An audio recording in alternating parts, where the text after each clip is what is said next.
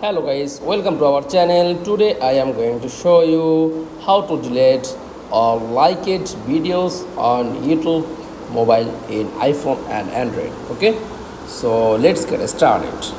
Then first of all click on YouTube app,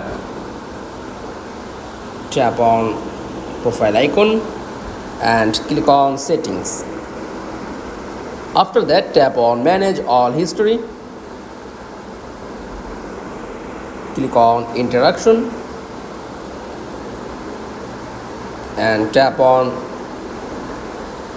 this option comment and replace and like dislike and all of like it comment this and then back tap on like dislike videos, show your all videos like it, to delete all like it videos on YouTube mobile. That's all. Just tap on cross option to delete. That's all. Thanks for watching. Please like, comments and subscribe. Thank you.